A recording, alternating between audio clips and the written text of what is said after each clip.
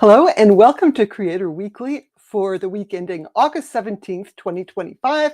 I'm Peggy Kay, and this week there are updates for YouTube, Facebook, for people who have their own websites and monetize with AdSense, edits, Bluesky, lots of things this week. So let's get into it. I want to mention that immediately after this live stream, I'll be on the On eBoard chat program. I'll be talking about YouTube's AI-powered creative tools, and I'll talk about the Shorts editor, the Inspiration tab, and automatic dubbing.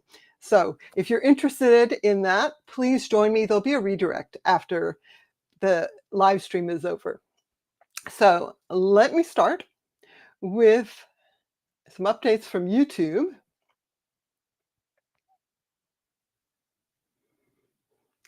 So the first update is for YouTube posts. You can now add 10 images to an image post. Previously, you could only add 5 images, and image posts are good for promotions, behind the scenes, funny memes that you think that your audience will be interested in. And YouTube is really making posts more visible. You can spot them on the home page, a YouTube home feed.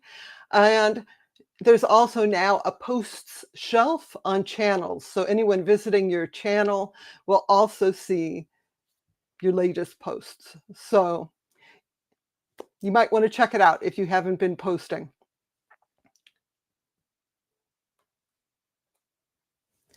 If you are using YouTube Promote ad campaigns to drive visits to a website. So this is if you're buying advertising for your YouTube, on YouTube, but you're trying to promote an event or your website and so forth, there's now more call to action options. You can choose visit site, book now, contact us, get quote, download, and shop now. So again, this is you paying to have the ads running on YouTube. This just makes it easier than going to your Google Ads account. You can do it from right inside, I think, YouTube Studio. So I don't know how effective these ads are, but with more options for calls to action, that's got to be an improvement.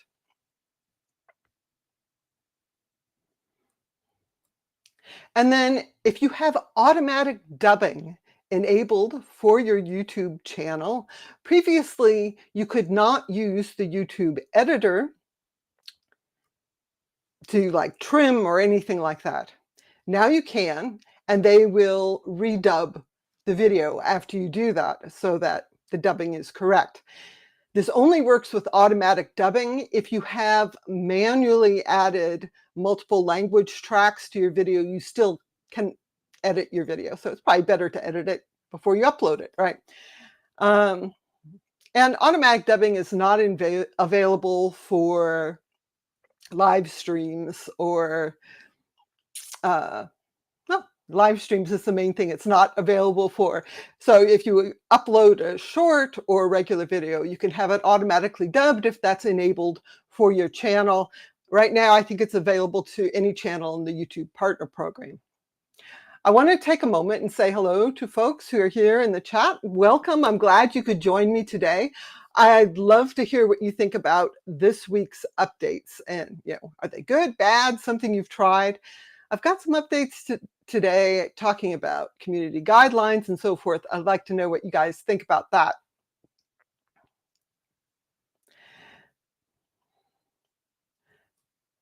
So speaking of that, TikTok is updating their community guidelines. They are making those guidelines more clearly written and better organized, and there's more examples. So the idea is that the community guidelines are easier for everyone to understand and follow. But notably, they've updated the guideline for AI-generated content. This is in the integrity and authenticity section of the community guidelines. So they require realistic AI generated or significantly altered content to be labeled. I don't think that's new. But now they say, even with labels, some edited or AI generated content can still be harmful. We don't allow content that's misleading about matters of public importance or harmful to individuals. It seems completely reasonable to me, although, of course, matters of public importance are up to interpretation, so that's always the iffy part. These new terms go into effect September 13th. So if you make content for TikTok, you use generative AI, keep this in mind. All right, we're still on video updates, but I want to shift over to Instagram's Edits app. Now, Edits is a free video editing app. It's for Android and iOS. You can create your videos there. There's no watermark. You can download them and upload them to any platform. You're not required to upload them to Instagram, although there are some benefits to using it if you upload Reels to Instagram. So there's a whole bunch of updates from the past few weeks. I haven't been mentioning them every week. I'm just going to go through quickly. If you want more details, you should check out the links in this week's newsletter and post. The links are in the video description. So some of the things that they're doing is it shows safe zones when you're adding text. That way you don't add text where it'll be hidden by other elements. There's a snap to edge option to help you align your content. You can create smoother animations with what they call keyframe curves. So keyframe says, oh, I want this object to start here or end here, or start zoomed in, zoomed out, and then it makes an animation. And you can get a detailed export status. So once your video is done, you export it. Now it shows you more clearly where it is in the export, because you can't close the app until it's fully exported. There are 150 new fonts, and you can extend the audio track duration beyond the main video clip. Again, this makes it easier to edit if you have multiple layers, audio tracks, video tracks, and so forth. And this I didn't note. There are, you can navigate more easily through your own sound. So you can upload your own audio. You can upload whatever track you want to the Edits app for your video, and you can also have it remove pauses, unwanted silence, although I'm not sure how good that is. You can boost the volume to 150%, make it loud, and it has a thing called sticky notes where you take notes and you can transfer those sticky notes into the teleprompter. So if you are recording yourself, you can just take your notes and use that while you are recording yourself. You can preview clips when you're recording from the built-in camera, and it's easier to browse your saved reels and audio files. And finally, as I mentioned, it's not required that you use Instagram. You can use the Edits app to make video for anything, but it does have a bunch of Instagram integrations that are useful. If you're using it to upload Instagram reels, you can now easily swipe between the reels in the app to see the insights. So it has basic stats inside the app.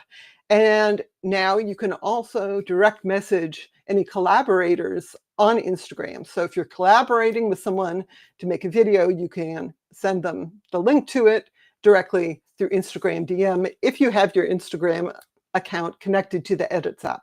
So that's a whole bunch of stuff. I think the take-home message is that Meta is really investing in creating this app. They want it to be a CapCut alternative.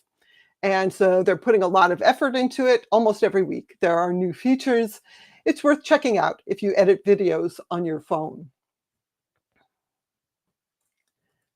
All right, over on StreamYard, if you use StreamYard for live streaming, they have a nice little update this week so that when you have a guest and they enter the green room, there's a very clear in-app notification now, so you see it right on your screen. You'll also get a much clearer, the mic is muted alert. So not huge updates, but this is like a quality of life thing. If you're live streaming with StreamYard, you have guests. This is going to make it a little bit easier to manage.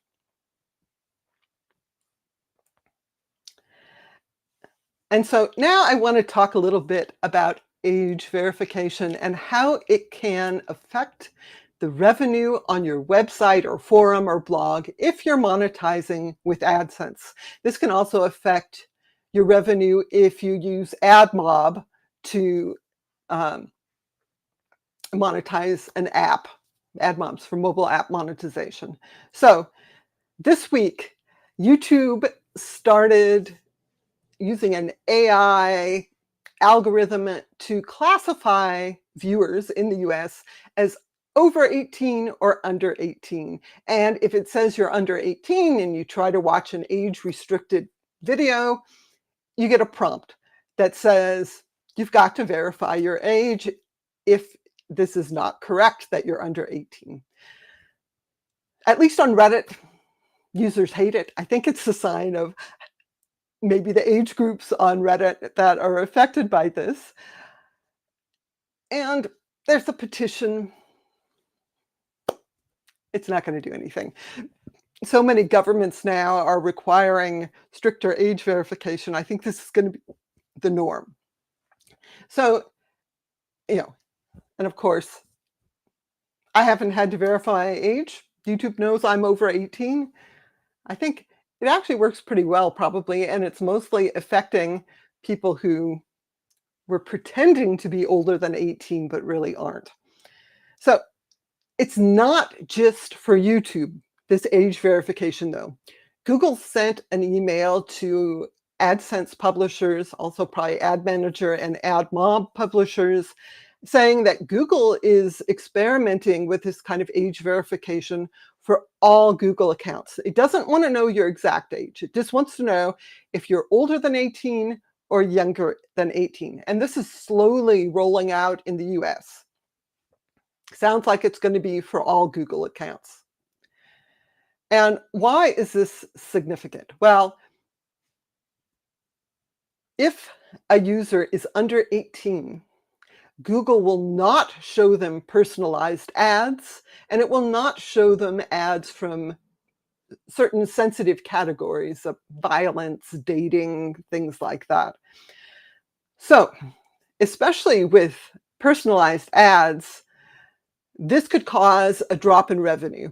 If you currently have a bunch of visitors to your site who are younger than 18, and especially if they've been pretending to be older than 18, this new system is going to make them under 18 again. They'll stop seeing personalized ads, and this could decrease revenue. This is not going to affect everyone, of course. I don't have any expectation that my blog, for example, is visited by a lot of under 18s, but obviously some sites are going to have a lot more visitors, and this may affect them. There's nothing you can do about it, except maybe find other streams of revenue if you think that this is going to affect your income. And again, I think this is going to be the norm. More places, age verification. It kind of sucks, but there's not really any alternative. And then if you're monetizing your website with AdSense, I'm sure you're familiar with the concept of invalid activity. And this is a whole ecosystem, right?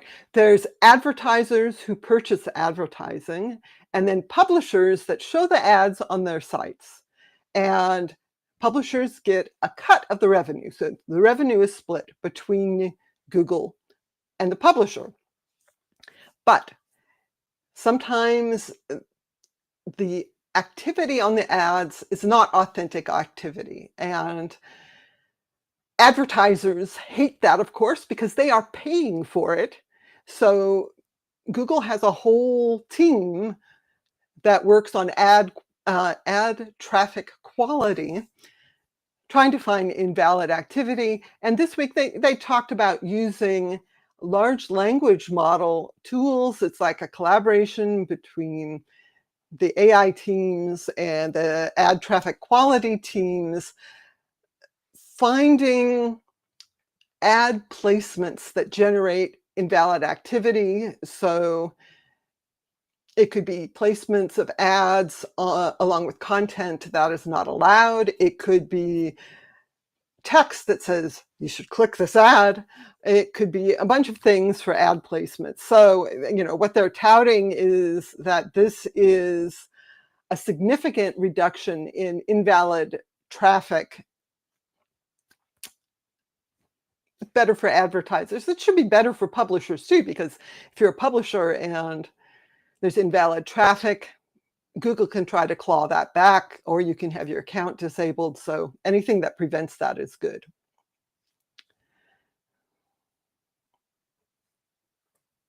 And of course, if you're an AdSense publisher, you should be reviewing the policies as well. Make sure that your ad placements are following policy. If you use auto ads in AdSense, it should be okay, at least in theory.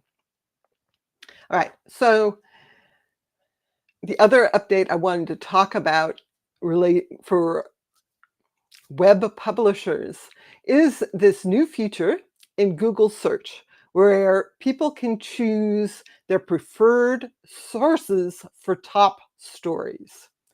If you do a search on Google that is related to a news event, so in this example, I did a search for cat rescued, and there's a bunch of news articles about cats being rescued. If you do that, you may see a top stories shelf. And these are mostly articles from regular news media. But I did see what looks like sort of a regular blog. One of the options I see in this top stories shelf is from a site called Coal and Marmalade. It's a site dedicated to these two cats, and they happen to have a blog that has cat-related news showing up in the top stories. Now, when you see this, you can actually tell Google what your preferred sources are. There's a little icon next to the top stories heading. You click that, and then you'll be prompted to enter your preferred sources of news. And this is good if you want more local news. You can enter your local newspaper or TV news, whatever. If you really, there's no way to say it, I don't want any news from this particular source, but you can say, yes, please try and add these sources. So you could probably add your favorite cat blog there as well, if you're looking for cat news frequently. And so the flip side, of course, is if you're a publisher, you probably want your readers to select your site as a preferred news source, right? So Google has offered two options. The first is that there is a deep link URL. I've got it circled here. It's hard to read. Again, please check this week's newsletter. It has the details. This is a URL you can share on social media, for example, and if people click that, it prompts them to add your site as a preferred source. It also offers a button. You can see the button there in the corner. You can add that button to your website or blog. And again, if people click that, they can add your site easily as a preferred source. It seems like that's worth doing if you publish news-related articles. And it looks kind of nice. I'll note that the G icon there is the new one where all the colors kind of blur together. That's apparently the latest version. So that's the big news for web publishers this week. And I wanted to move on a little bit to social media. On Bluesky, there's an announcement that they are updating their terms of use, their privacy policy, and their community guidelines. And they are asking for input on the community guidelines. Now, most of the updates that they talk about are to comply with various regulations in the EU, UK, US, all over the world. Age verification, as I mentioned. But the community guidelines are more general. That's what, your behavior and what you're allowed to post. You should check it out if you use Bluesky. They have their basic principles, which is safety first, respect others, be authentic, and follow the rules. But of course, they have to be more specific than that because people are not going to just do that spontaneously. And if you use Bluesky and you feel strongly about this, you should check it out and submit your input. They have a form. The rules go into effect October 15th, I believe. You have until the end of August to submit feedback. Be interesting if other platforms let people give feedback on their community guidelines. I think it would be kind of maybe a nightmare. I don't know. And then on Facebook, the professional dashboard on the web has gotten a whole redesign. I don't have a professional account on Facebook, so I haven't seen this myself. This is just from the announcement. But they say there's an updated home screen with key insights, simplified navigation, and now this on the web is more consistent with what you see in the mobile app. So this is good if you are a creator on Facebook. I'll also note that they added new insights, including an overview of content popular with your followers. You can see this. This is actually something you can also see on YouTube. The idea is that you can take this information and say, this is the content that my followers like. Can this guide what I post? I don't think it'd be good to kind of chase various content, but I think that this is useful information if you're trying to increase your views there. And there's also new metrics. So Facebook has shifted everything to views. And so now you can see views over time. You can do a time comparison. You can see the view rate. So that's the percentage of people who stop their scroll to watch a reel. And it gives you an idea. Views are basically like impressions.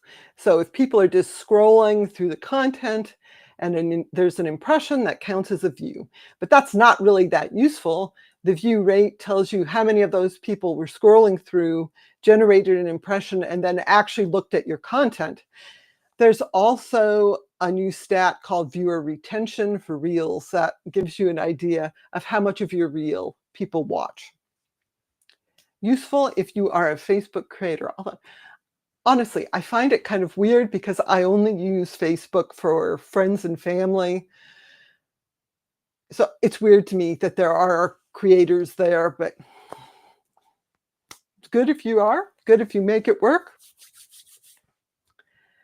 And then the last update, two more updates.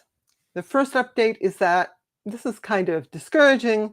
Reddit now prevents the Internet Archive from archiving its pages in the Wayback Machine. If you use the Wayback Machine, it basically stores copies of web pages whenever they're submitted. It's great. You can go back 10 years longer and see what a web page looked like.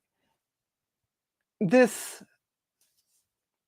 apparently, Reddit is doing this because AI companies are scraping content from the Wayback Machine, and they don't want the old Reddit posts scraped. Reddit has actually made business deals with Google, maybe other AI companies, to sell that information, which has got to be related to this, at least in part. And I'll note that Redditors in general are not happy with this. A lot of people use it to find deleted posts. And the Internet Archive itself said this is a quiet threat to the Internet's memory. More sites do this, prevent it being archived. It is. Things are basically ephemeral and disappear forever. And I use the Wayback Machine a lot because I've been doing this 10 years ago this week, and so I have to look stuff up a lot. It's kind of a shame. And then the last update, if you have a Google Workspace account or you are paying for one of the Gemini subscriptions on your account, Google Slides and Google Vids now lets you take an image and you can not only remove the background, now you can add a background back, and it's not just adding a background back, you can also extend the background. So you have a photo, it's like maybe vertical, you can extend it so that it's landscape. Standard generative AI stuff now. Google suggests you can use this if you want to have all your employees have headshots with the same background, or you have products you're selling, you want to give a different background to them, that sort of thing. So I think, is this useful? Probably so. It's more business oriented. If you use Google Workspace Labs, you may see some of these features as well for free. So again, thank you all for joining me. There's no 10 years ago this week because I was working on other things. It will be back next week. Thank you for joining me today. As I said, immediately after this, I'll be heading over to the On eBoard channel. I'll be talking about YouTube's AI-powered creative tools. I hope you can join me over there. And I'll see you over in the discussion. Craig says he doesn't use Facebook. And Nina says, I'm with Craig about not using Facebook. I'll be more happy when I close my personal account there. Hard to do that, though. Like for me, I have certain relatives especially, they only post on Facebook. I never know what was happening with them if I wasn't there, which is crazy. And Jolene says, Craig says, thanks for the updates. Jolene says, I use Facebook like Peggy for family and a few friends. Yeah, I think we're not the selected audience. I think Facebook wants a younger audience, and I'm just going to assume that a lot of you here are probably closer in age to me than, 20-somethings, which is who Facebook wants. So will this work? I don't know. Okay, so that's all there is for this week. Thank you so much for joining me. I will see you all next Sunday.